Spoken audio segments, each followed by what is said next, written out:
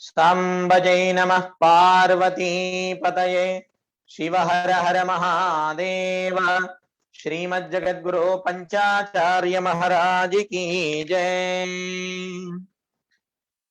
ब्रह्मानंदं परम सुखदं केवलं ज्ञानमूर्तिं द्वन्द्वातीतं गगनसदृशं तत्त्वमस्यादिलक्ष्यम् एकं नित्यं विमलमचलं सर्वधी साक्षिभूतं भावातीतं त्रिगुणरहितं सद्गुरुं तं नमामि।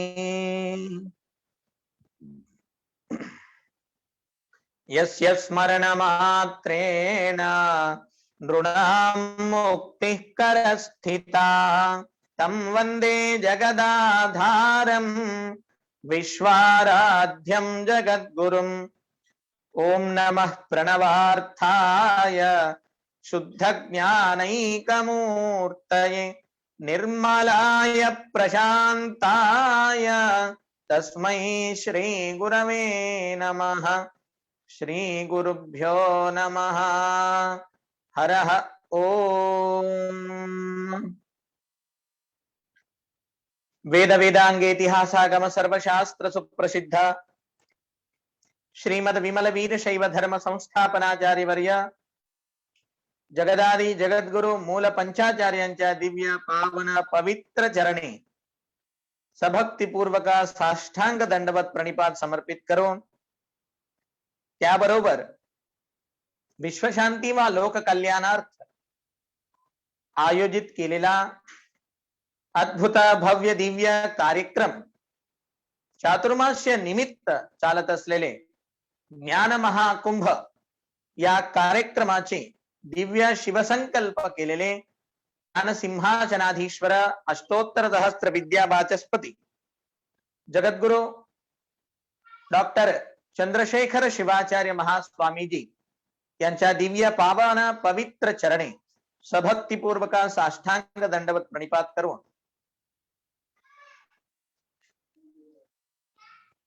आजची दैनंदिन धार्मिक धर्म संदेश पुष्प समर्पण करण्याची अवकाश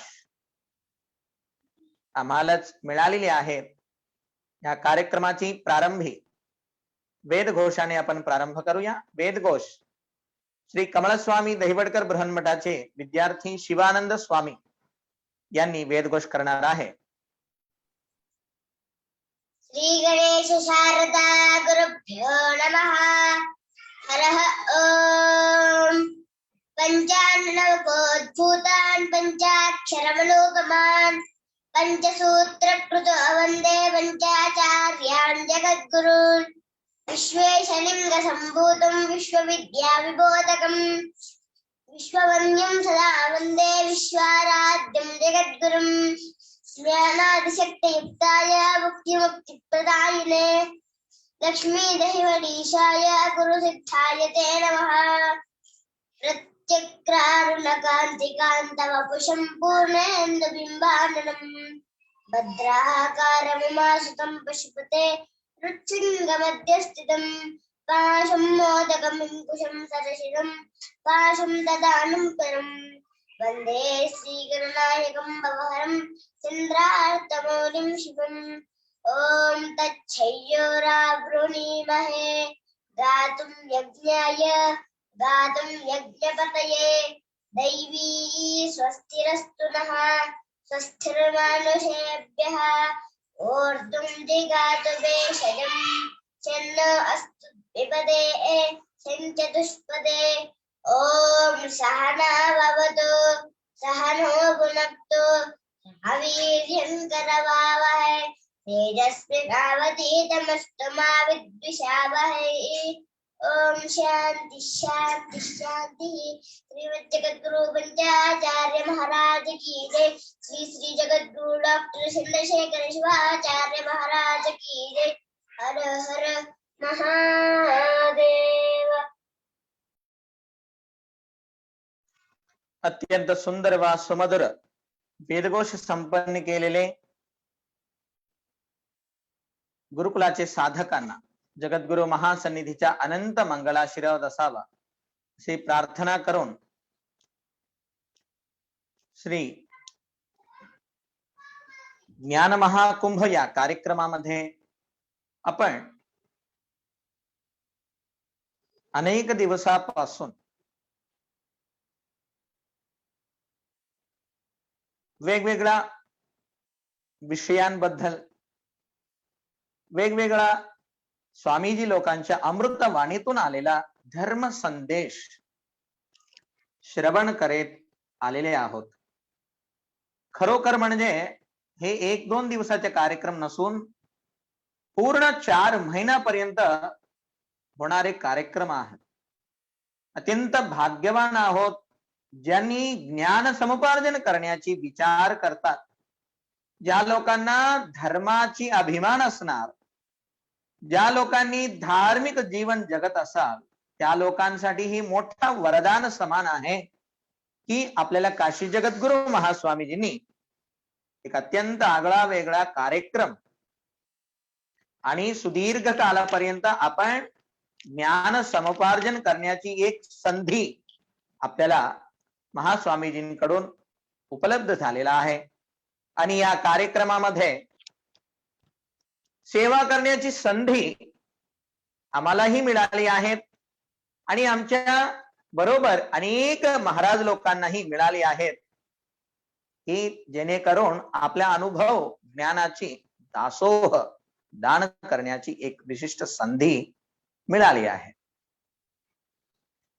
आम्ही हिंदी मधून बोलण्याची प्रयत्न करतो कारण हिंदी जास्तीत जास्त लोक समजू शकतात.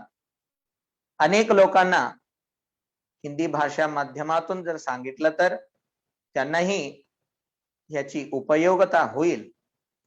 म्हणून हरियाणा, राजस्थान, महाराष्ट्र, तेलंगणा, कर्नाटका सर्व प्रांतातील लोक शक्यतो हिंदी समजतात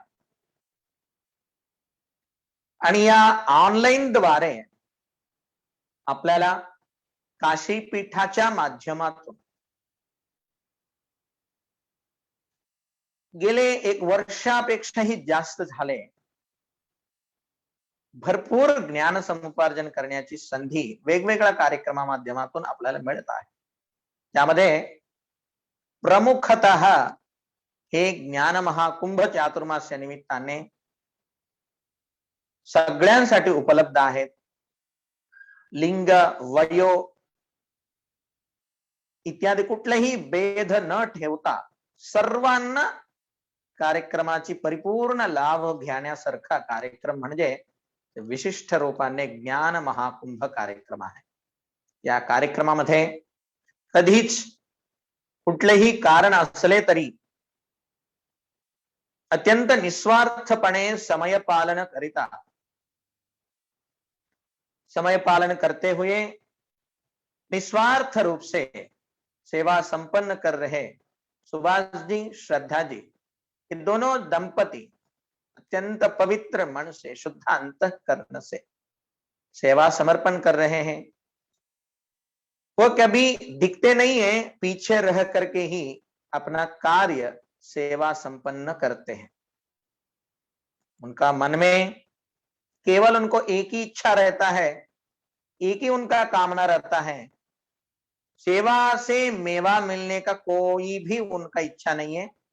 सेवा ही फल रूप में फिर हमें सेवा करने की मौका मिले, यही उनका इच्छा रहता है. ऐसी श्रेष्ठ अंतरंग शुद्धि से सेवा समर्पण करने वाले दंपति, चौक वाले दंपति और अनेक महाराज लोग जगद्गुरु महास्वामी जी के आज्ञा के पालन करते हुए, स्वयं की हमारी विनंती को मान देते हुए समय लेकर सभी श्रोत्रगण भक्तगणों की भविष्य की उन्नति के लिए अपना अनुभव, शास्त्र ज्ञान, पांडित्य को सरल सुलभ करके भक्तों के लिए ज्ञान दान कर रहे हैं. ऐसे अनेक परम पूज्यों को भी अनंत अनंत भक्ति पूर्वक नमस्कार।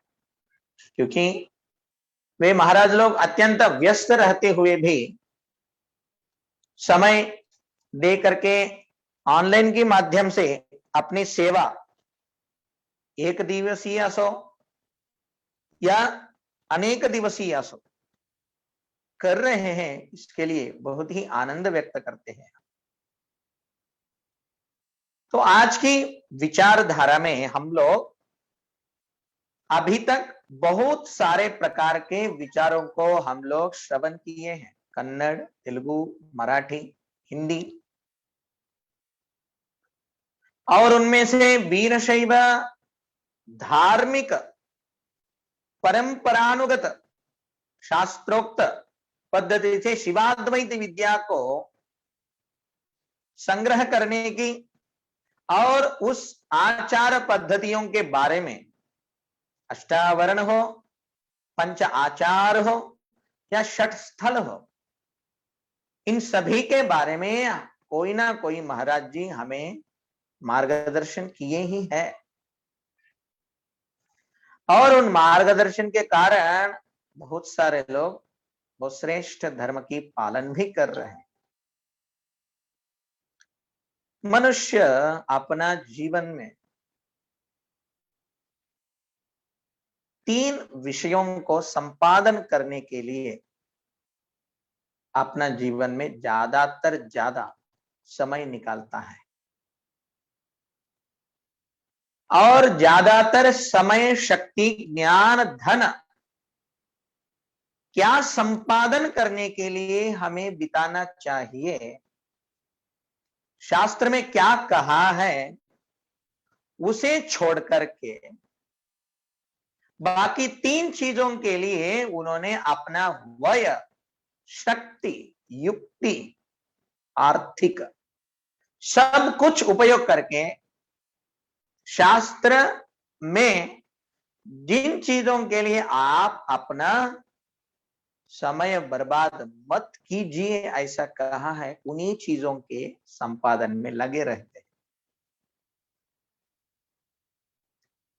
व्यक्ति वह कोई भी हो, सभी लोगों को सुखापेक्षा आनंद की ही अपेक्षा रहती है।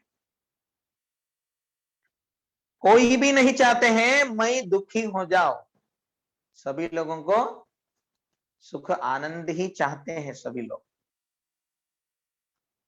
इसलिए लोग क्या करते हैं, आनंद हमें व्यक्ति से, वस्तु से या नाम पदवी से मिलेगा करके 3 वस्तु के लिए व्यक्ति हमेशा त्रिकाल विचार करते रहते हैं, सुबह, दोपहर, रात में यही विचार रहता है। तो 3 चीज क्या है? एक है कामिनी, दूसरा है कांचन, तीसरा है कीर्ति।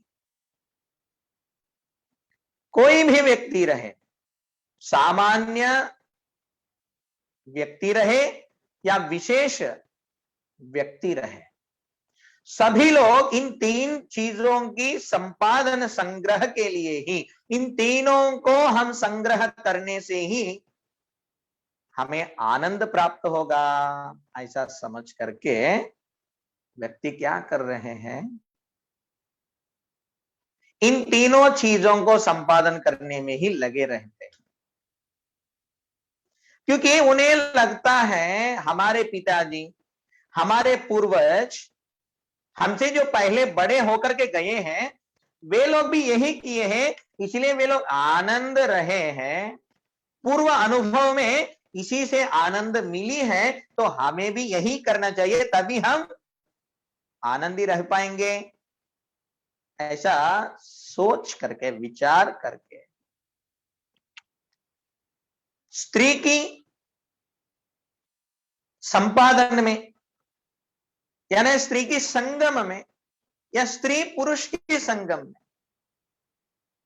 कुमार अवस्था से लेकर के यौवनावस्था तक यही विचारों में फंस जाते हैं विद्यार्थी व विद्यार्थिनी।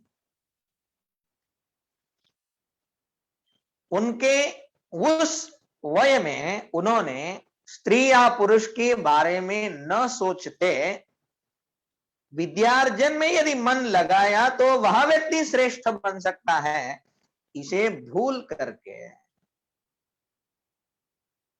स्त्री या पुरुष के विचारों में, उनसे परिचयों में, उनकी सानिध्य में ज्यादातर समय, प्रयत्न, विद्या, बुद्धि, धन को व्यतीत करता है। व्यय करके उन्होंने स्त्री या पुरुष की संगम की लालच में व्यक्ति जो है, मानव जो है, अपना अत्यंत श्रेष्ठ यौवन को, अत्यंत श्रेष्ठ सुदृढ़ बल को, अत्यंत श्रेष्ठ इंद्रिय बल को, मन की ताकत को व्यय कर डालता है, खर्च कर डालता है। मगर जब वह व्यक्ति कामिनी की यानी अपना कामवांछा को पूर्ण करने की व्यक्ति की संगम के लिए अमूल्य, अद्भुत, अमृत समान ऐसा श्रेष्ठ अपना जीवन को खर्च कर डालता है और वहां जाकर के देखें तो उन्हें सुख के से भी ज्यादा दुख ही उपलब्ध होता है। वस्तुतः देखें तो कोई व्यक्ति किसी व्यक्ति को आनंद या सुख दे नहीं सकता है। किसी इंद्रिय से हम सुख को या आनंद को हम ले नहीं सकते। आप स्वयं ही आनंद स्वरूप है, इसे भूल करके किसी व्यक्ति के कारण मुझे आनंद मिल रही है, ये भ्रम है, ये भ्रम है। यदि वैसा व्यक्ति के कारण आनंद मिलता तो वह आनंद क्षणिक नहीं होता था। आनंद का स्वरूप ही है हमेशा मिला लेना। जो दीर्घकालीन पर्यंत मिलता है वही आनंद कहलाता है। जो क्षणिक काल, जो वस्तुजन्य मिलता है उसे आनंद नहीं कहा जाता है। तो एक व्यक्ति बहुत स्त्री की मोह से रहता था। उन्होंने अपना जीवन में उस स्त्री के मोह में रह करके ही अपना विद्या को बर्बाद कर लिया। गांव में अच्छा सा नाम था उसको भी बर्बाद कर लिया और उनके बहुत अच्छे मित्रगण थे वो भी दूर हो गए और उनका बुद्धि भी खराब हो चुका था। इतना ही नहीं, सब कुछ सर्वनाश के कारण उन्होंने अधमाधम गति को प्राप्त कर लिया। आज हम लोग समाज में बहुत सारे लोगों को देख रहे हैं, व्यक्ति की आकर्षण से ही उनका विद्या, व्यवस्था, बुद्धि, आर्थिक शक्ति और कीर्ति प्रतिष्ठा आदि सब भंग हो रहा है। व्यक्ति का आकर्षण जो है ये अच्छा नहीं होता है, ये मनुष्य को पतन की मार्ग में ही ले जाती है। इसलिए कहते हैं परस्त्री माता समान दिखना चाहिए। हमारे मातृ देवता के समान परस्त्री सभी लोग मातृ देवता ही है। इस भावना से जो व्यक्ति देखता है, ऐसी नजरिया जिनके अंदर रहते हैं वही व्यक्ति श्रेष्ठ हो सकता है। उन्हीं को आनंद जो है प्राप्त होने की संभावनाएं है। परस्त्री को जो व्यक्ति माता समान नहीं देख सकता है वह व्यक्ति दरिद्रता को, अनारोग्यता को और अशाश्वतीय क्षणिक सुख में फंस करके अत्यंत दुष्ट दुर्भर दुख प्राय स्थिति में चले जाता है। ऐसे विषय आसक्ति में रहने वाले व्यक्ति को कभी भी आनंद नहीं मिलेगा। मिलेगा तो क्षणिक सुख मिलेगा और समुद्र इतना बड़ा दुख मिलेगा, दुख समुद्र में गिर जाएगा वहां व्यक्ति। तो एक गांव में एक व्यक्ति बहुत बड़ा जमींदार था। गांव में उनके नाम सुनकर के बहुत सारे लोगों को एक प्रेरणा मिलती है। ऐसे श्रेष्ठ दान वाले, श्रेष्ठ गुण वाले, श्रेष्ठ ऐश्वर्यवान व्यक्ति था वह व्यक्ति, मगर उनके पास एक दुर्गुण था, वह है स्त्री संगम आसक्ति। उन्होंने बहुत कुछ बार प्रयत्न किए, फिर भी वह व्यक्ति उस दुर्गुण को दूर कर नहीं पाया। बहुत पैसा है, बहुत अच्छे सेवक लोग भी हैं, क्या कम है? तो वह व्यक्ति एक दिन एक कार्यक्रम के लिए गया था। वहां पर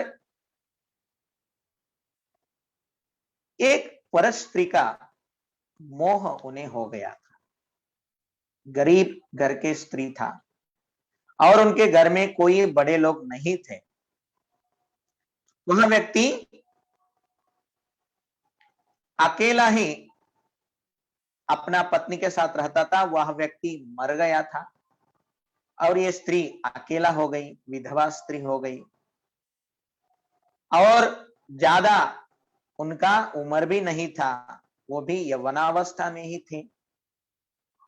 तो ऐसे स्त्री को, ऐसे सुंदरवती स्त्री को देख करके इनके मन में एक मोह भावना, काम वांछना उत्पन्न हो गया था।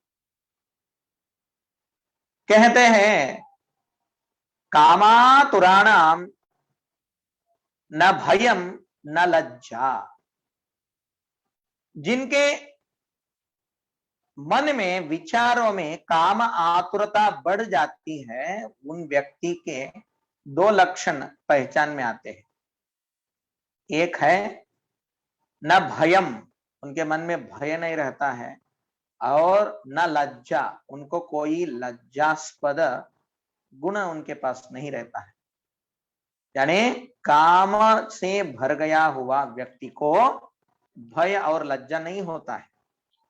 तो वह व्यक्ति क्या किया, निर्भय से जाकर के उस विधवा स्त्री से, नवयौवनवती उस कन्या, वो जो गृहस्थी थे, वो माता के साथ पूछा है, आपको मैं बहुत ही प्रेम कर रहा हूं, आप मुझे सर्व समर्पण कर दीजिएगा।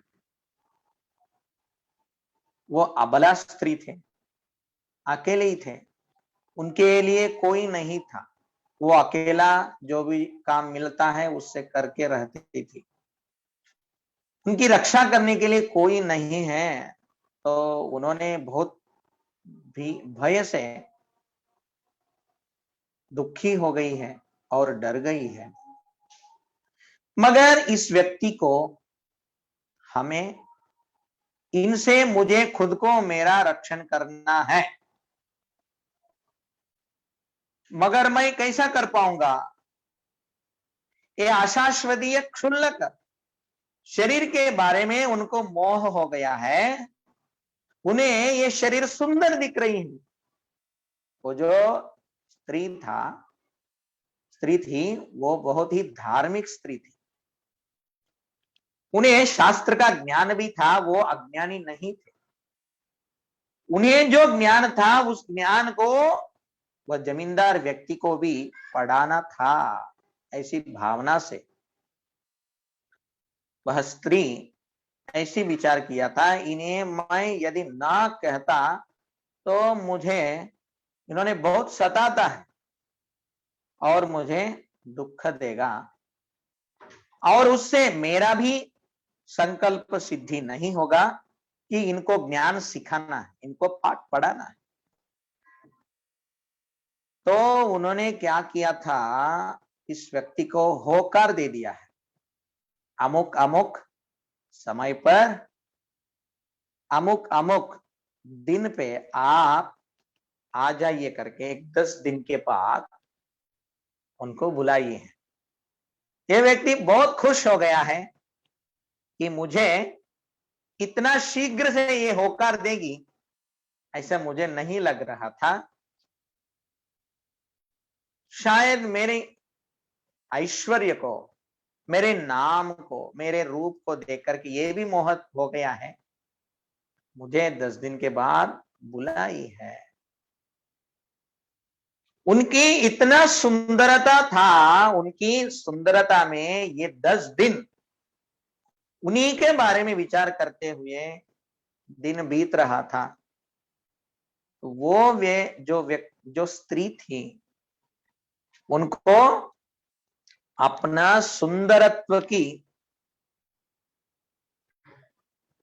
मोह से जो फंस गया है, उस जमींदार को उनकी अज्ञानता को दूर करने की रचना वो कर रही थी। पुण्यवती स्त्री। बहुत कम लोग ऐसे विचार करते हैं। बहुत ही श्रेष्ठ स्त्री थे, और वह स्त्री 10 दिन के बाद उनको जिस दिन बुलाया था, उस दिन से पहले 2 दिन वो डिसेंट होने के लिए बहुत टैबलेट्स खा लिया है। देह यानी क्या है? देह यानी कुछ नहीं है। देह यानी मल, मूत्र, रक्त, मांस, संघात। देह में क्या है? देह में क्या है बोले तो देह में यही है, हड्डियां हैं, गंध भूयिष्ठ रक्त है, मांस है, मल है, इत्यादि को छोड़ करके इस देह में और कुछ भी नहीं है। ऐसी देह के ऊपर परमात्मा ने सुंदर सा कोटिंग लगा दिया है। ये मांस, मज्जा, मेधा, रक्त, पू इत्यादि नहीं दिखना चाहिए करके उन्होंने एक चर्म की रचना करके इसके ऊपर लगा दिया है, और इसे काला या छाया या श्वेत वर्ण दे दिया है। इस चर्म को देख करके मोहित हो जाते हैं व्यक्ति। चर्म या जब ढीला हो जाएगा तब कोई मोहित होते नहीं। चर्म जब चमकती रहती है तब मोहित हो जाते हैं। मगर व्यक्ति को इतना ज्ञान नहीं होता है, कामातुर व्यक्ति को, इस देह के अंदर क्या है। बहुत ही गंदा है, इतना गंदा है, वह गंदा हमें कभी भी लेने के लिए इच्छा नहीं होता है। शास्त्रकारों ने बहुत ही कठिन शब्दों को उपयोग करते हुए देह की सत्यता को बताते हैं। यदि देह में रहने वाला आपका मुख है, आपका मुख में जो जीभ है, ये जीभ के ऊपर आने वाला जो रस है, वह रस जब तक आपके मुंह में रहता है तब तक आपको अच्छा लगता है। जब वह रस आप हाथ से यदि स्पर्श कर लिया तो वह मलिन हो जाता है, हाथ मलिन हो जाता है। तो आपको झूठे हाथ से कोई वस्तु को स्पर्श करने के अधिकार नहीं रहती, आपको हाथ धोना पड़ता है। क्यों जी? जब तक आपका शरीर के साथ था तब तक आपको मलिन नहीं लग रहा था। जब आपका मुंह से वो लाल जो है बाहर आ गया तो आप उसको स्पर्श नहीं कर पाते। आपका मुंह में जब तक था तब तक वो ठीक था। जब आप बाहर फेंकते हैं, उसे थूकते हैं, बाद में उस पदार्थ को आप स्पर्श नहीं कर सकते हैं, उसे फिर वापस नहीं ले सकते। सुनने में भी बहुत कठोर लग रहा होगा, आप विचार कीजिए, इस जो लार है, ये जो लाला जल है मुख में, इस लाला जल को महत्व कहां से मिली है? छोटा सा विचार कीजिए आप, कहां से मिली है? मतलब ये आत्मा के साथ है, इसलिए इस लार को भी, इस लाला जल को भी महत्व मिली। आप कौन सा भी भगवान का प्रसाद लाइए, वह प्रसाद कितना भी पवित्र होने दीजिए, जब तक वह प्रसाद, वह तीर्थ आपका इस लाला जल से संयोग नहीं होगा, तब तक वह पदार्थ प्रसाद आपके अंदर नहीं जा पाएंगे, उसको महत्व ही नहीं मिलेगा। आपको अंदर लेना है तो इसी जिह्वा के ऊपर ही लगा करके उस लाला जल से संयोग होकर के ही वह पचन हो सकती है। यानी इतना वैशिष्ट उस लाला जल को कहां से मिली है? यानी वो अंदर रहने वाला आत्मा के साथ है, तभी उसको महत्वता है। जब वो इस शरीर से, यानी इस आत्मा से बाहर निकलेगी, नीचे गिरेगी या किधर भी गिरेगी, फिर आप उसको टच भी नहीं करेंगे, आप उसको फिर ले नहीं पाएंगे, क्योंकि वो मल समान। ऐसे देह में एक हम उदाहरणार्थ ये लाला जल को लिए हैं, और बहुत सारे प्रकार के रस, रसायन, मल इत्यादि बहुत सारे हैं इस देह में। आप लोग ही विचार कीजिए, वो सब देह में क्या है? मल को छोड़ करके देह नहीं है, मल है तभी यह देह है। देह यानी मल, मल यानी देह। ऐसी मल भूयिष्ठ संघात इस शरीर के ऊपर क्यों मोह हो रहा है? ये मोह क्यों हो रहा है? ये अज्ञान के कारण हो रहा है।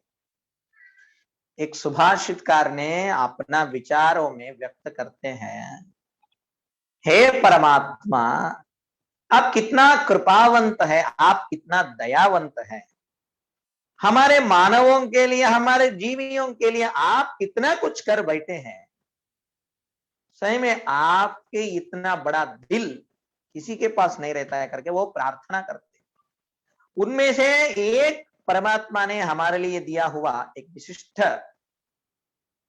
दया को वो गुणगान करते हैं।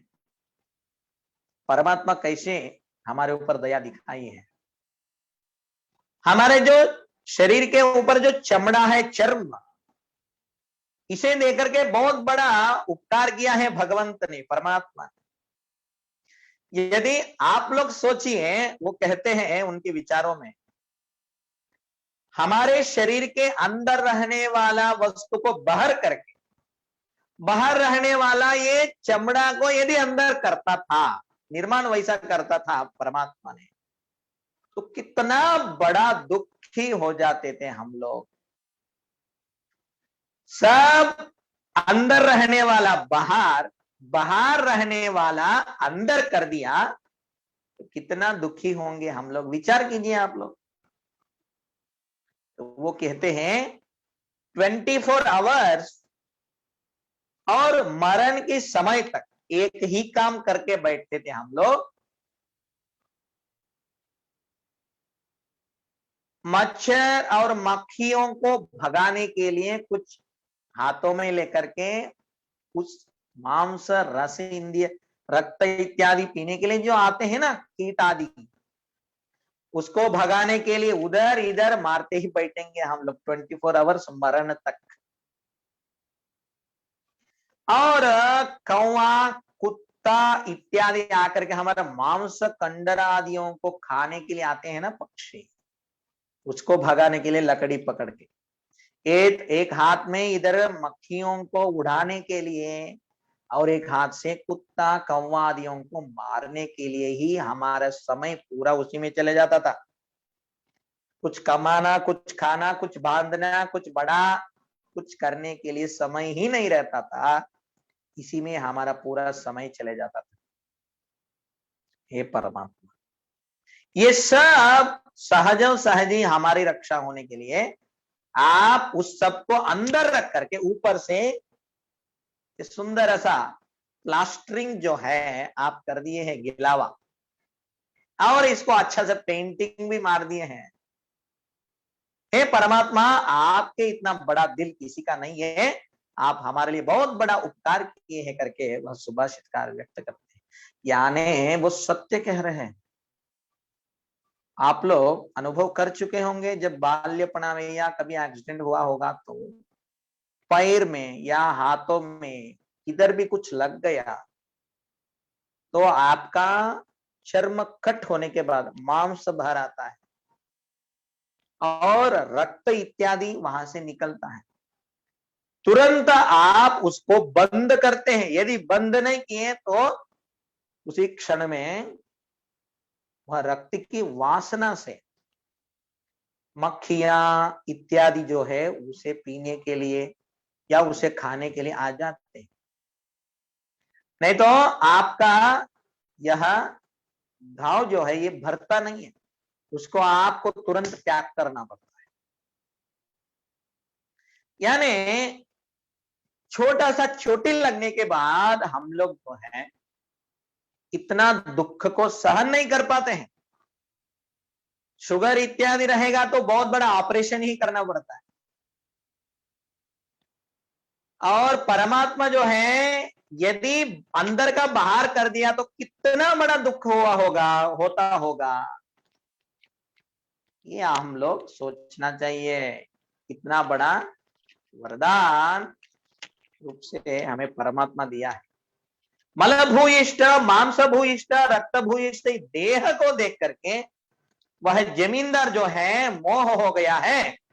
मैं इस चर्म को, मांस को, इस शरीर को कैसा अंधविहीन बनूंगा करके वो विचार करके वो विधवा स्त्री ने क्या किया था, उनको जिस दिन बुलाया था उससे 2 दिन पहले उन्होंने अपने शरीर में जो देख करके ये इतना मोहित हो गया होगा उसी को दिखाऊंगा इनको करके उन्होंने डिसेंट्री होने का टैबलेट्स बहुत खा लिया है, प्रमाण से भी ज्यादा।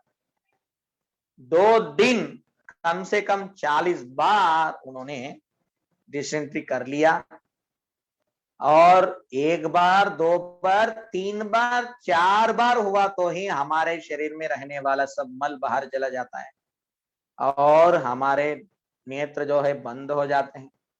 बोलने के लिए भी शक्ति नहीं रहती, उठना भी नहीं, बैठना भी नहीं, सोते भी नहीं और उठते भी नहीं, ऐसा अवस्था हो जाते हैं। शक्ति विहीन हो जाता है व्यक्ति। मल चल गया तो शक्ति विहीन हो जाता है। ऐसी उन्होंने 2 दिन में बहुत बार विरोचन आदियों को करके अपना शरीर को निस्तेज कर लिया है और पलंग पे गिर गई है, अशक्त हो गई है। वह व्यक्ति आ गया है 2 दिन के बाद। यह स्त्री बहुत बड़ा वैराग्य मूर्ति था। यह स्त्री सामान्य स्त्री नहीं था, बहुत बड़ा ज्ञानवान स्त्री था। और इन्होंने इनको गुण पाठ सिखाना है, इनको पाठ सिखाना है, इनको ज्ञान सिखाना है करके सब मल इकट्ठा करके बंद करके एक पेटी में रखी थी और उनके लिए ही रखी थी, उनको गुण पाठ सिखाना है करके। अशक्त होकर के पलंग पे सोया हुआ उस स्त्री को रात में यह व्यक्ति संगम करने के लिए आ गया है और आकर के उनको उठाते हैं, उनको देखते हैं तो ये बहुत आश्चर्य हो जाता है और बहुत दुखी हो जाता है। जिस दिन मैं तुम्हें देखा था उस दिन का तेरा चेहरे में और आज के दिन का तेरे चेहरे में वो जो चमक था वो कहां चला गया, वो जो सौंदर्य था वो आज मुझे नहीं दिखाई दे रही है। ये क्यों ऐसा हुआ है? कहाँ चला गया जरा सौंदर्य, ऐसा उन्होंने पूछने लगा। उनको देख करके इनके मन में बहुत हेय भाव आ गया है। कितना गंदा दिख रही है ये लड़की, कितना कुरूपी हो गई है ये, ऐसे मन में है। मगर ऊपर से तुम्हें क्या हो गया करके पूछ रहा है। उनको चाहिए था सुंदरता, वो सुंदरता को अनुभव करने के लिए ही आया है। तो वह स्त्री बताती है, मेरा सुंदरता को मैंने खराब नहीं होना चाहिए करके तुम्हार को अर्पण करने के लिए मैं उस पेटी में बांध के रखा हूं, उसमें मेरा सुंदरता है, जाओ देख लो करके बताती है। तब जाकर के व्यक्ति जो है सुंदरता को पेटी में रखा है, ऐसा कभी होता है करके जाकर के देखता है। देखने के बाद 2 दिन का जो कुछ भी कटा करके रखा था वो सब देख करके उनका जो काम दृष्टि था, जो काम वांछा था, वो सब उड़ जाता है और वह व्यक्ति इतना समझदार बन जाता है। ये जो विधवा स्त्री थी ये बताती है, देखो ये सब मेरा शरीर में था, ये मैं बाहर ला करके दिखाया हूं तेरे लिए, इसी को देख करके तुमने जो है मोह हुआ था, अब ले लो, कितना चाहिए उतना। ऐसा बताया सत्य को कठोर शब्दों से। तब वह व्यक्ति रोते रोते हुए, मुझे जो जितना दिन से मैं प्रयत्न कर रहा था इस काम दृष्टि से मैं बाहर पड़ने के लिए, मगर आज तेरे वजह से मैं वैराग्य बन गई हूं, मुझे अभी कभी भी किसी का भी शरीर देख करके मुझे मोह नहीं होगा, आप मेरा माता के समान है करके उन्होंने साष्टांग दंडवत करके उनकी आरोग्य की रक्षा करते हैं और उनकी सेवा में लगे रहते हैं। ऐसी एक कथा आता है। यानी कहने का तात्पर्य है, मनुष्य कामिनी, कांचन या कीर्ति की लालसा से अपना सब कुछ समर्पण कर देता है इन तीनों को प्राप्त करने के लिए। उनमें से जो देह की आकर्षण है ये पुरुष का होगा या स्त्री का होगा, स्त्री को पुरुष का, पुरुष को स्त्री का। मगर ये देह की आकर्षण है, इसके अलावा और कुछ नहीं है।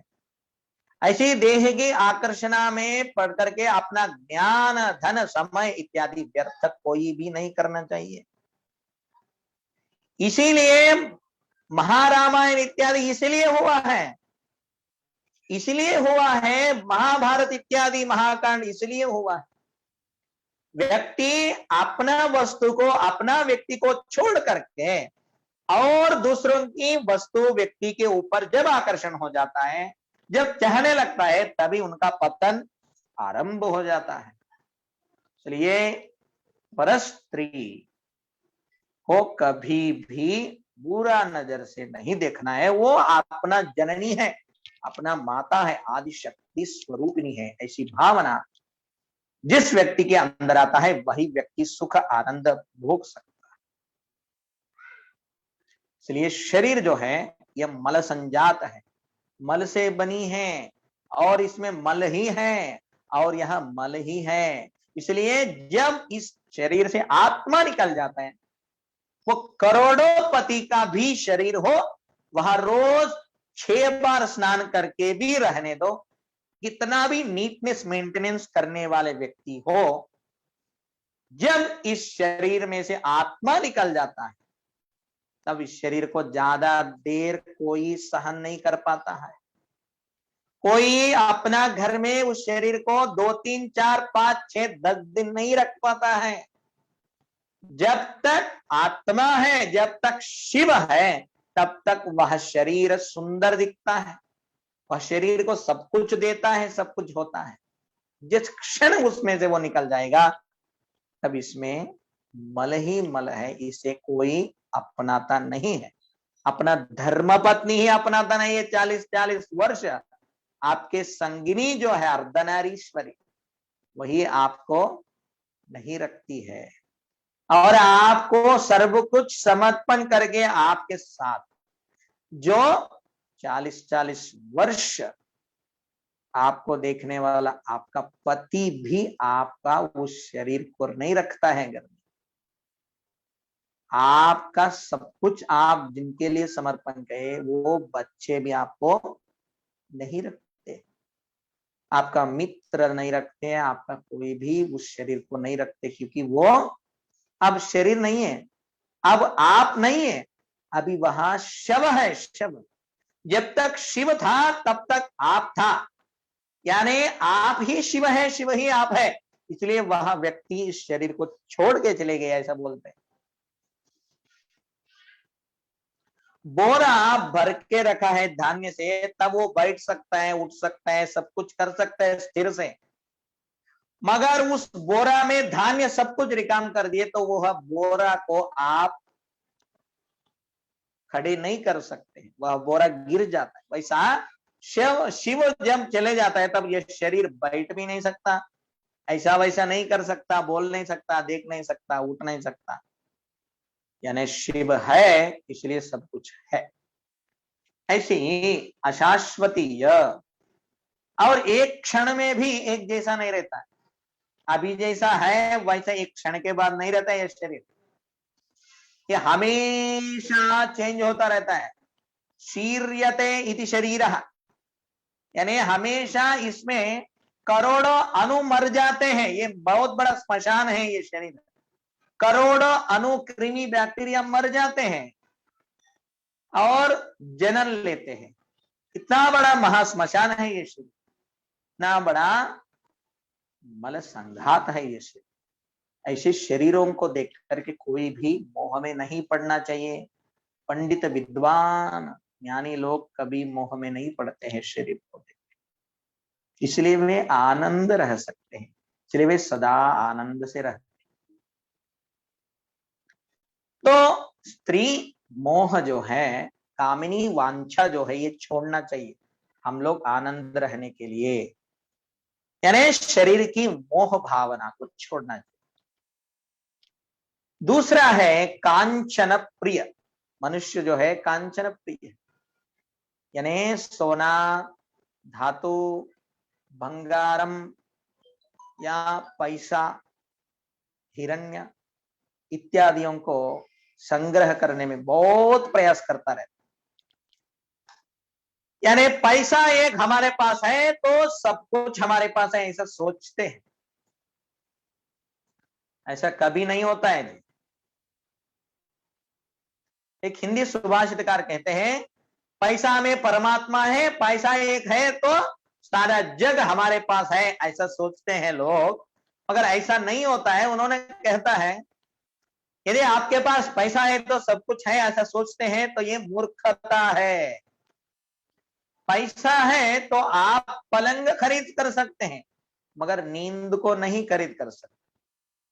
पैसा है तो आप औषधियों को खरीद कर सकते हैं मगर आरोग्यता को नहीं। पैसा है तो आप लोगों को खरीद कर सकते हैं, सेवकों को खरीद कर सकते हैं, मगर उनकी मन को जीत नहीं सकते, उनकी प्रेम को नहीं कमा सकते। पैसा है तो आप बहुत सारे वस्तुएं खरीद कर सकते हैं मगर उन वस्तुओं को सही तरीके से इस्तेमाल कैसा करना ये ज्ञान को नहीं खरीद कर सकते।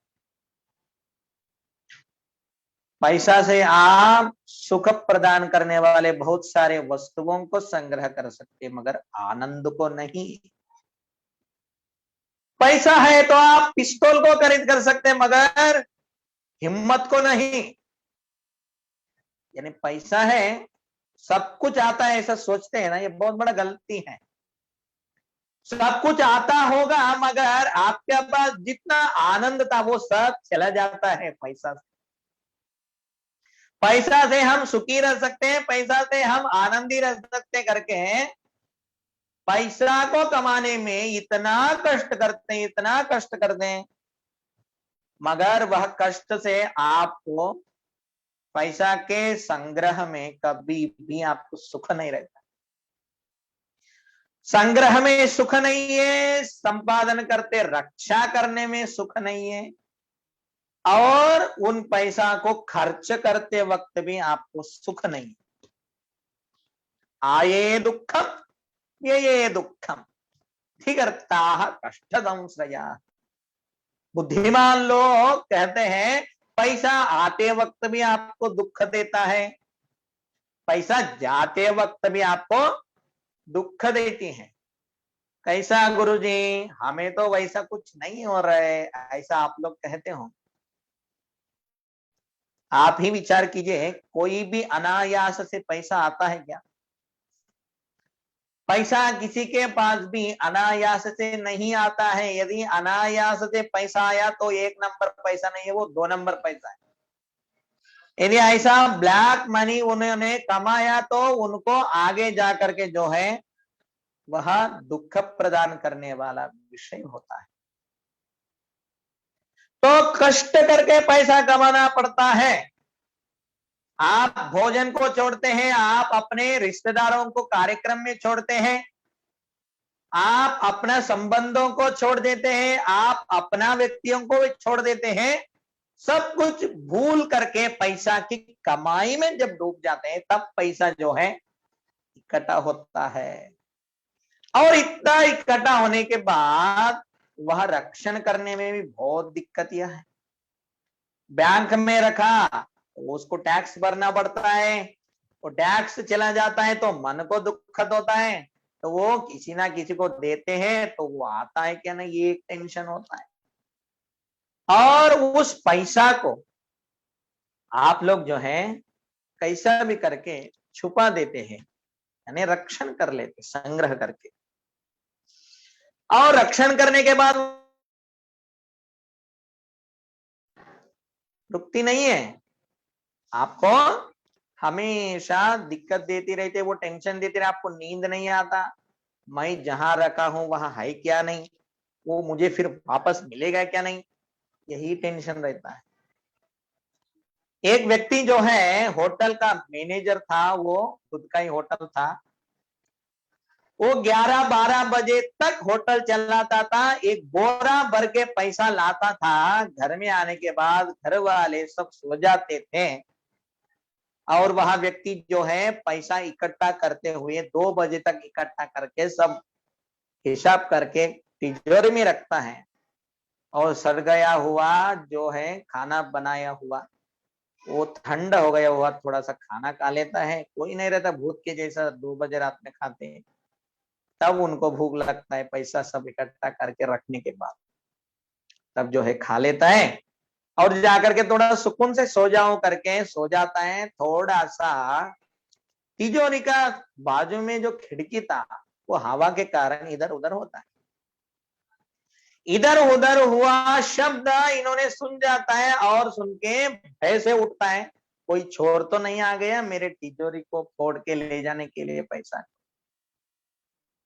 और घबराहट से जाकर के देखता है, 2-3 बार हिला करके तो तिजोरी ठीक है करके फिर सो जाता है। तब तक 3-4 बज जाता है और घर में सब लोग उठते हैं अपना अपना कामों में।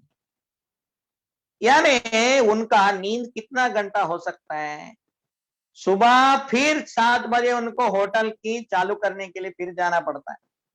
यानी सुबह 7 बजे से रात 12 बजे तक इतना कष्ट करके जितना धन कमाया उनको कभी सुख हुआ है? उस धन से कमाते वक्त भी सुख नहीं है, रखने के बाद भी टेंशन है, और खर्च करते वक्त कुछ सुख है क्या? उन्हीं को रोग आ गया, उन्हीं ने उनका बच्चों से सहायता से हॉस्पिटल में जॉइन हो गया और वहां एक दिन को 1 लाख रुपए बिल होगा बोले तो दुख हो रहा है उन्हें। इधर न को दूसरे हॉस्पिटल में ले जाओ, जहां 10-20 हजार खर्च हुआ होगा, उसी हॉस्पिटल में ले जाओ करके बताता है।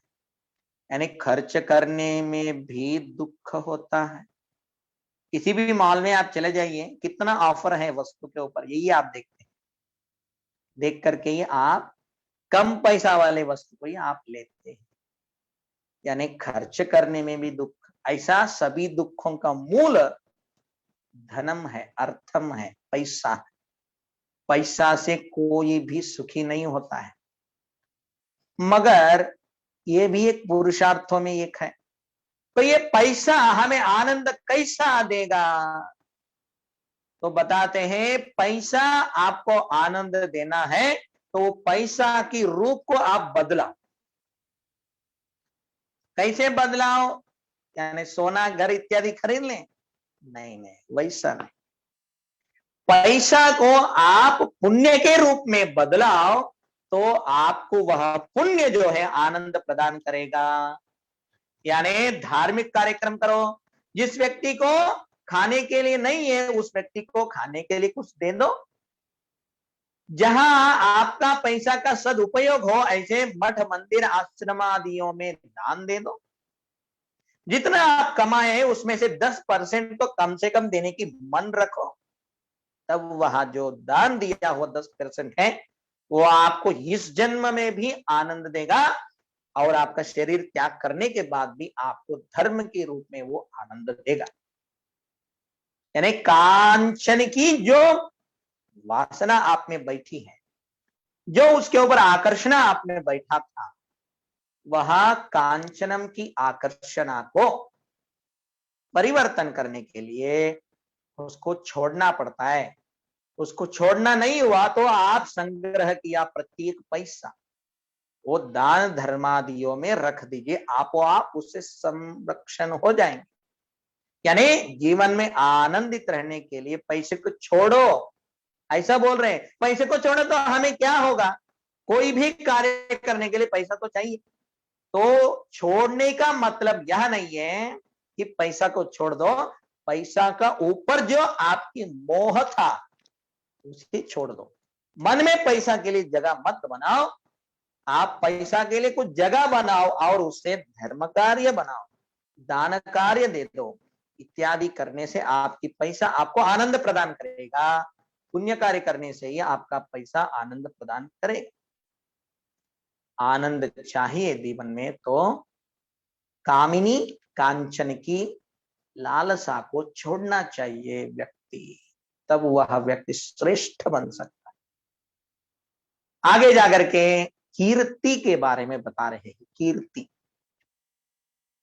ये कीर्ति जो है यानी नाम कमाना, ये बहुत बड़ा एक माया है। मनुष्य कीर्ति के लिए क्या कुछ नहीं करता है। जिसके पास कामिनी है, जिसके पास कांचन भी भरपूर है, वह व्यक्ति आगे का जो कार्य है यानी कीर्ति, इसके लिए प्रयास करने लगता है। जिनके पास पैसा नहीं है वो पैसे के पीछे भागता है, जिनके पास व्यक्ति नहीं है वो व्यक्ति के पीछे भागता है, जिनके पास व्यक्ति और पैसा भी भरपूर है वो तीसरा जो है कीर्ति, इसके पीछे भागने लगता है। उसके लिए कोई अधिकार मांगता है या कोई स्थान पदवी को प्राप्त करने की, या अपना श्रेष्ठत्व को दिखा करके सबके साथ वाह, इस वाहवा के लिए, इस गुणगान के लिए उन्होंने हर एक क्षण व्यतीत करता है। तो ऐसा कीर्ति जो है ये भी आपको सदैव सुख प्रदान करने वाला नहीं है, ये भी क्षणिक है। आज आप महान होंगे मगर कुछ वर्षों के बाद आपका ज्ञान से भी श्रेष्ठ ज्ञानी आ सकता है। आज आप श्रेष्ठवान व्यक्ति न श्रेष्ठ वक्ता होगा, मगर आज के बाद कल आपसे भी बढ़िया बोलने वाले आ सकते हैं। आज आप लोगों को बहुत अच्छा लगते होंगे मगर आपसे भी अच्छा गुण वाले, आपसे भी अच्छा रूप वाले, आपसे भी अच्छा श्रेष्ठ व्यक्ति आगे आ सकता है। क्यों नहीं आया है? पीछे तो बहुत सारे लोग श्रेष्ठ थे, उनसे भी श्रेष्ठ आज आप लोग हैं, आपसे भी श्रेष्ठ कल आने वाले हैं। ये आप श्रेष्ठ हैं, आप बहुत अच्छे हैं, ये जो कीर्ति है ना, ये हमेशा आपको आनंद से भी ज्यादा दुख, टेंशन ही ज्यादा देता है।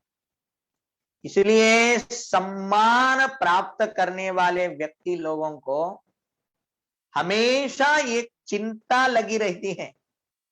वह क्या है? कभी कहीं पे भी हमें असम्मान नहीं हो, हमें अवमान नहीं हो, यही चिंता रहती। कोई हमें देख करके हंसे न, कोई हमें देख करके नहीं हंसना चाहिए, हमारे बारे में कोई कुछ गलत नहीं बोलना चाहिए करके हर एक क्षण में वो भय से रहता है, क्योंकि उनको हमेशा सम्मान की अपेक्षा रहता है। मगर पंडित, विद्वान, ज्ञानी, जो वैरागी, सच में जो व्यक्ति है, वो सम्मान को जितना श्रेष्ठ स्थान दिया है, वो असम्मान यानी अवमान को भी उतना ही श्रेष्ठ सम्मान देता है। यानी उनके लिए सम्मान अवमान दोनों समान है। वो सम्मान किए तो भी शिवार्पणमस्तु बोलते हैं, वो असम्मान किए तो भी शिवार्पणमस्तु ही बोलता है। भगवद अर्पण करने की बड़ा मन अपने अंदर रहना चाहिए। ये तीन चीजें मनुष्य की जीवन को सर्वनाश करता है। कामिनी, कांचनम, कीर्ति, तीनों भी कार के ऊपर ही आता है। देखिए, इसलिए कष्ट भी इन तीनों के वजह से ही हमें मिलता है।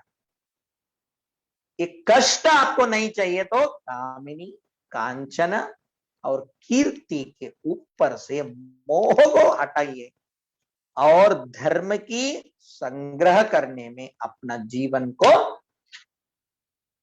व्यथित करें। तब हमारा जीवन जो है इन तीनों ककारों से भी उठ करके, जो कल्याण रूपी ककार है, कल्याण ये भी ककार से ही आता है, तब हमारे जीवन में कल्याण ही कल्याण होगा। काशी पीठ के माध्यम से, काशी जगतगुरु महास्वामी जी के अनंत मंगल आशीर्वाद के कारण से हम सब लोग आज बहुत बड़ा भाग्यवान है। हमारे लिए ऐसी जीवन कल्याणकारी, लोक कल्याणकारी अनेक कार्यक्रम उपलब्ध हो रहे हैं। पहले कोरोना आने से पहले हमें काशी को जाना पड़ता था, उन कार्यक्रमों में भाग लेना पड़ता था, बहुत कुछ अर्थ व्यय, समय व्यय और आरोग्य व्ययादियों को करके उन कार्यक्रमों का आनंद लाभ हमें मिलता था।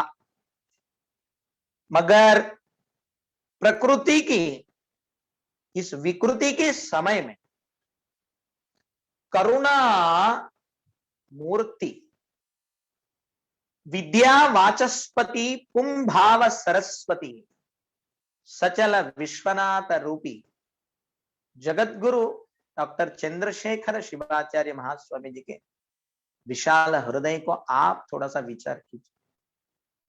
भक्तगण घर में बैठे हैं, भक्तगण धार्मिक परंपरा की मान सम्मान रखने वाला धर्माभिमानी लोग, जो निष्ठावंत गुरु भक्त है, जो निष्ठावंत वीरशैव लिंगायत धर्मीय लोग है, उतना ही नहीं सभी मानवों को श्रेष्ठ धर्म की प्रचार प्रसार उसकी लाभ मिलना चाहिए करके सभी चरमूर्तियों को जागृत करके आप अपना शिष्यों को, आप अपना भक्तों को धर्म मार्गदर्शन कीजिए करके ऐसी ज्ञान महाकुंभ की कार्यक्रम की रचना की है।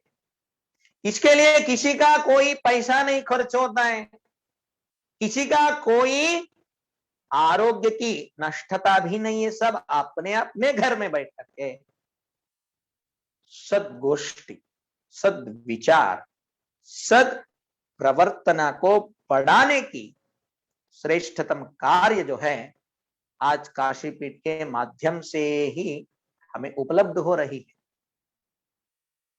मनुष्य के जीवन में आनंद की मूल कारणीभूत ज्ञान ही है, वह ज्ञान सिंहासन ही हमें प्राप्त करके दे रही है, वो भी हमें घर बैठे बैठे। इतना बड़ा आनंद और क्या हो सकता है। गुरु की करुणा दृष्टि ऐसा रहता है। ऐसे श्रेष्ठ कार्यक्रम, ज्ञान महाकुंभ कार्यक्रम, बहुत सारे अनुभवी शिवाचार्य, पंडित, विद्वान लोगों की मार्गदर्शन हमें मिल रही है। उतना ही नहीं, काशी पीठ के माध्यम से अंतर्जाली के बहुत बड़ा क्रांति हो रही है, क्योंकि अभी तक ऐसी सुविधा हमें कभी भी नहीं उपलब्ध हुआ था जो इन दोनों वर्षों से हो रहा है। 2 वर्षों से जब वीरशैव कुंभ मेला यानी श्री विश्वाराध्य गुरुकुल का शतमानोत्सव हुआ था, तब इस देश का पंत प्रधान नरेंद्र दामोदर मोदी जी के हस्तों से वीरशैव धर्म की ग्रंथ जो श्री सिद्धांत शिखामणि, उसे डिजिटलाइजेशन के माध्यम से ई बुक की उद्घाटना किया था 19 भाषाओं में। उस कार्यक्रम से लेकर के आज की ज्ञान महाकुंभ कार्यक्रम तक इतना अद्भुत अद्भुत कार्यक्रम संपन्न हुआ है। अंतर्जालीय इंटरनेट ऑनलाइन के माध्यम से आजकल युवा मंडली सभी लोग मोबाइल को अच्छा से भी ज्यादा बुरा से इस्तेमाल कर रहे हैं। ऐसे हर रोज हम लोग न्यूज में देख रहे हैं, पत्रिकाओं में देख रहे हैं, पढ़ रहे हैं। यानी इन यंत्रणाओं को कैसे इस्तेमाल करना चाहिए ये भी विवेक नहीं रहा है। मगर जगत गुरु जी के विचार आप लोग विचार कीजिए, महास्वामी जी के दृष्टिकोण कैसा रहता है। जहां बुरा है वहां अच्छाइयों को बढ़ाना है करके महास्वामी जी अंतर्जालीय माध्यम से ही हमें सन्मार्ग को दिखाना है करके निर्णय ले लिए है। और सभी को संस्कार आना चाहिए करके संस्कार शिविरों को भी प्रारंभ किए हैं। ऑनलाइन श्री रुद्र प्रशिक्षण शिविर के माध्यम से वीरशैव का उत्तम मूल कर्तव्य जो है वह शिवलिंग पूजा, इष्टलिंगाराधना। वीरशैव यानी एक ही बात में बोलना है तो अत्यंत श्रेष्ठ मन परम प्रेम भक्ति रूप से जो इष्टलिंग की आराधना करते हैं वही वीरशैव। धर्मो लिंगार्चनात्मक, एक ही बात में वीरशैव यानी कौन है बोले तो लिंगार्चनात्मक जो भक्त है, लिंग को देह में धारण करता है, लिंग को सब प्रमाण प्राण की समान प्रेम करता है, वही वीरशैव है। उनके लिए शिव पूजा अत्यंत मुख्य कर्तव्य है। उसी को समझ करके जगत गुरु महास्वामी जी ने इष्टलिंग की पूजा विधि यानी वेद आगम पद्धतियों से इष्टलिंग आराधना सभी लोग करना चाहिए करके श्री रुद्र प्रशिक्षण ऑनलाइन शिविर को प्रारंभ करवाए हैं।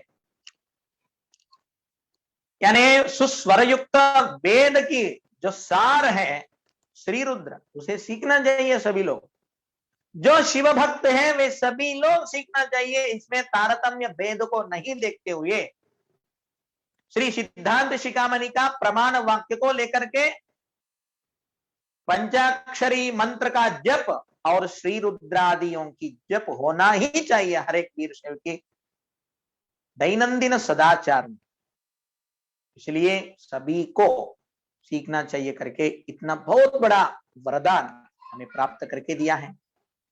इस ऑनलाइन श्री रुद्र की शिविर में बहुत सारे डॉक्टर लोग, एडवोकेट लोग, विद्यार्थी, विद्यार्थिनी, शिक्षक, विदेश के लोग भी आकर के सीख रहे हैं। हमारे विद्वान पंडित मल्लिकार्जुन शास्त्री, इन्होंने जंगमवाड़ी मठ में रहते हुए साक्षात वहां के श्री जगतगुरु विश्वाराध्य जी की नित्य सेवा में रहते हुए कितने सुंदर ढंग से पढ़ा रहे हैं, कितना स्वरयुक्त पढ़ा रहे हैं। छोटे छोटे बालक बच्चे भी स्वरयुक्त वेद पढ़ रहे हैं। स्वरयुक्त रुद्र को पढ़ सकते हैं। कर्नाटका, आंध्र, तेलंगाना, महाराष्ट्र, इतना ही नहीं, देश के ही नहीं, विदेशों से भी लोग आकर के वो पढ़ रहे हैं और बहुत सारे लोग कंठस्थ भी कर रहे हैं। उन्हें षोडशोपचार पूजा यहाँ क्या है और लिंग की पूजा कैसे करना चाहिए, किन किन मंत्रों से हम करना चाहिए, कैसी भावना से करना चाहिए, ये सब कुछ ऑनलाइन के माध्यम से मिल रही है। उतना ही नहीं, हमारे विद्वान पंडित वेदमूर्ति संगय शास्त्री जी, वे भी बहुत ही विशिष्ट रूप से बड़े बड़े वृद्ध लोगों से लेकर के बालक वेद विद्यार्थियों तक, हर एक स्त्री को, पुरुष को, सभी लोगों को सुंदर ढंग से उन्होंने भी श्री रुद्र की प्रशिक्षण दे रहे हैं। सुंदर रूप से उनको सुस्वर युक्त मार्गदर्शन भी कर रहे हैं। ये सामान्य विषय नहीं है। ऑनलाइन के माध्यम से स्वरयुक्त रुद्र सिखाना, प्रत्यक्ष रूप से ही पढ़ नहीं पाते हैं लोग, बहुत कठोर होता है, मगर वे लोग इतना श्रम कर रहे हैं, इतना प्रयास कर रहे हैं। जगतगुरु महास्वामी जी जो कुछ भी विचार करते हैं वो लोक कल्याण के लिए करते हैं। हमें भी इसमें सेवा करने के लिए एक मौका मिल रही करके आनंद से वे लोग कर रहे हैं और उस सेवा की विशिष्ट फल भी महास्वामी जी के आशीर्वाद से मिल रही है। सेवा जो व्यक्ति मन से करता है उनको मेवा हमेशा मिलता है, उसको विचार करने का जरूरत ही नहीं है। और दूसरी बात है, हमारे इस सभी ऑनलाइन की व्यवस्था करने वाले जो चौक वाले दंपति हैं, वे तो इतना व्यस्त रहते हैं अपने अपने कामों में, अपने अपने ड्यूटियों में, फिर भी सुभाष जी और श्रद्धा अम्मा बहुत ही निस्वार्थ से, काशी महास्वामी जी का आज्ञा ही हमारे लिए बहुत बड़ा वरदान है करके वे लोग भी निरंतर हर एक व्यक्ति को संपर्क करके निस्वार्थ रूप से सेवा संपन्न कर रहे, तभी ये सब कार्यक्रम अखंडित रूप से हो पा रहे हैं। और ऐसी कार्यक्रमों में सेवा करने की एक श्रेष्ठ अवकाश स्वयं हमें भी प्राप्त हुआ है। ये हमारे जीवन में कभी भी अविस्मरणीय अमृत क्षण है। ये सब बहुत बड़ा अनुभव हमें ला करके दे रहे हैं। बहुत सारे लोगों के संपर्क हमें मिल रही है। बहुत बड़े अनुभवी महाराज लोगों की दर्शन और उनसे बोलने की एक मौका हमें भी मिल रही है। बहुत बड़े जिज्ञासु लोगों की परिचय हो रही है। सही में जिज्ञासु लोगों के कारण से ही, साधक लोगों के कारण से ही समाज में उन्नति होती है। ऐसे लोगों को धर्म मार्गदर्शन करने की एक मोटा, एक श्रेष्ठ मौका जो है, अवकाश जो है, महास्वामी जी के दिव्य मंगल आशीर्वाद से हमें मिली है। इसे सदुपयोग कर लेनी चाहिए, ऐसे भी हम प्रार्थना करते हैं महास्वामी जी से। ऐसी बुद्धि, ऐसी कार्य करने की ज्ञान हमेशा आप हमें प्रदान करते रहिए।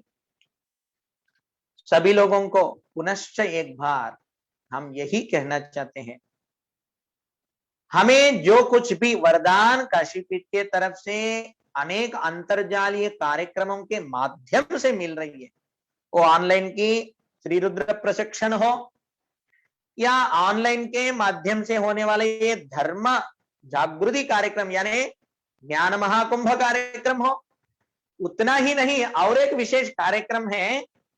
हमारे गणेश शास्त्री जी बहुत बड़ा विद्वान है ज्योतिष शास्त्र में। गणेश शास्त्री जी भी हैदराबाद में रह करके ही देश विदेश में सभी लोगों को ज्योतिष की क्लास पढ़ा रहे हैं।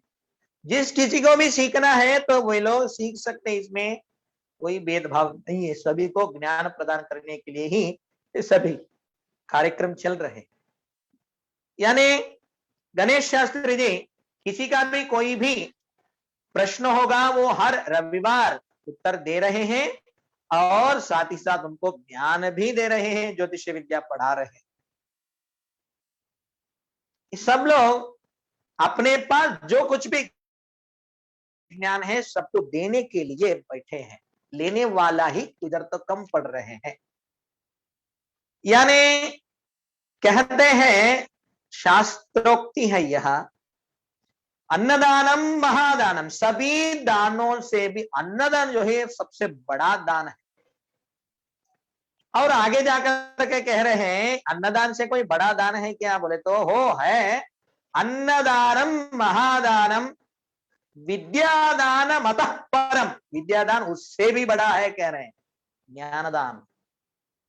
अन्नेन क्षणिका तृप्ति यावत जीवंत विद्या, क्यों जी, क्यों बड़ा दान है, अन्नदान से भी श्रेष्ठ दान विद्यादान कैसे हो सकते हैं, बोले तो अन्नदान करने से क्षणिक सुख हो सकता है उन्हें, अन्नेन क्षणिका तृप्ति, अन्न से क्षण भर तृप्ति हो सकता है, व्यक्ति 1-2 घंटे के बाद उन्हें फिर भूख लगता है,